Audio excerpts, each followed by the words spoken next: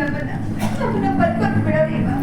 ಈ ನಮ್ಮ ಸ್ಥಿತಿನೇ ಇವ್ರಿಗೆ ಹೀನ ಕಾಣ್ತಿದ್ಯಾ? ಅಯ್ಯೋ ಬಾಬುಗೆ ತಕ್ಕ ಶಿಕ್ಷೆ ಮಾಡಲೇಬೇಕು. ನೋಡಮ್ಮ, ನಿನ್ನ ಹೆಸರೇನಂದೆ? ನೀಲ. ನೋಡು, ನಾನು ಹೇಳ್ದಂಗೆ ಕೇಳಿದ್ರೆ ಈ ಪೀಡೆಯಿಂದ ನಿನಗೆ ಮುಕ್ತಿ ಕೊಡಿಸ್ತೀನಿ, ನಿನಗೊಂದು ಸರಿಯಾದ ದಾರಿ ಮಾಡ್ತೀನಿ.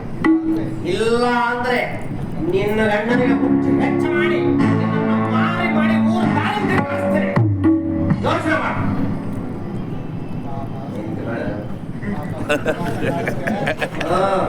ಪಾಪ ಹಸ್ತಿದಾಳೆ ಅಂತ ಕಾಣುತ್ತೆ. ಸ್ವಲ್ಪ ಹಾಲು ತಗೊಂಡು ಬರ್ತೀನಿ, ಯೋಚನೆ ಮಾಡು.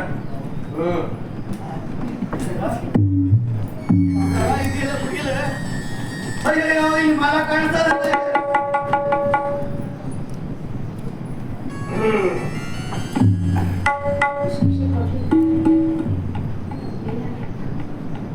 ನೀಲ ಹಾಲು ಏನು ಯೋಚನೆ ಮಾಡಿದೆ? ಅಯ್ಯೋ, ಸ್ವಲ್ಪ ಹಾಲು ತಗೋ, ನಿನಗೊಂದು ದಾರಿ ಆಗ್ತದೆ. ಯೋಚನೆ ಮಾಡು, ಸುಮ್ಮನೆ ದಾರಿ ಯೋಚನೆ ಮಾಡೋದು ಬೇಡ.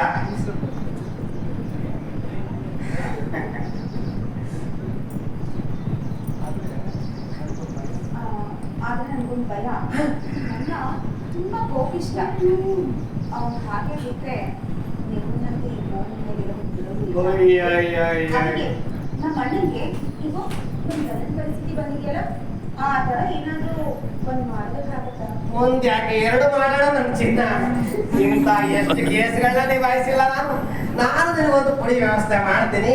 ಆ ತಗೊಂಡ ನಿಮ್ಮ ಅಣ್ಣನ್ ಕೊಡು, ಅವನು ಮತ್ತೆ ಇವನು ಒಟ್ಟೊಟ್ಟಿಗೆ ಸುತ್ತಾಡ್ಲಿ. ನಾವಿಬ್ರು ಕುದುರೆ ರಂಗಪ್ಪ ಸತ್ತು ಬಿಡೋಣ.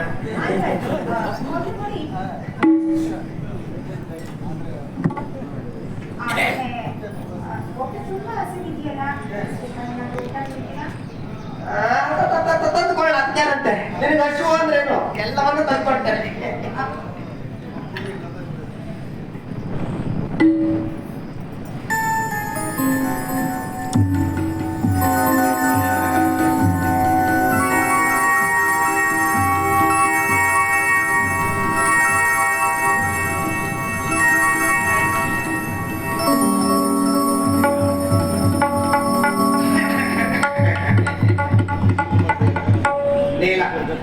ನೋಡಿ, ನಿನಗೋಸ್ಕರ ಎಳ್ಳಿನ ಉಂಡೆ ಮಾಡಿಸ್ ತಂದಿದ್ದೀನಿ.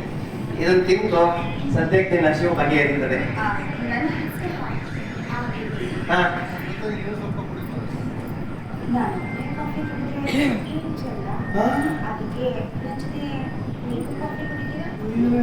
ಪುಡಿನೇ ಬೇಕಾಗಿಲ್ಲ. ಆಯ್ತಾಯ್ತು, ನೀನು ನಿನ್ನ ಕೈಯಾರ ವಿಷ ಕೊಟ್ಟರು ಅಂತ ಘಟ ಘಟ ಅಂತ ಕುಡಿದು ಒಂದು ದಾರಿ ವ್ಯವಸ್ಥೆ ಮಾಡ್ಕೊತಾನೆ, ಗ್ಯಾರಂಟಿ. ಕೊಡು.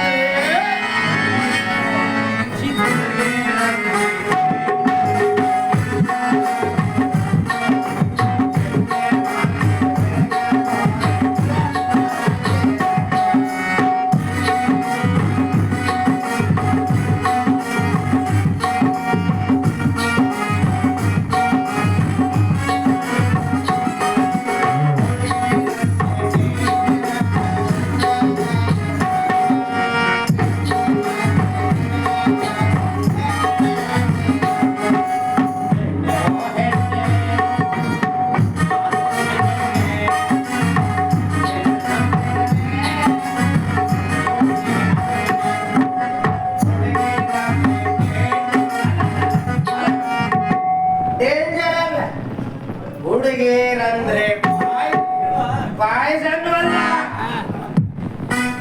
ಹುಡುಗೀರಂದ್ರೆ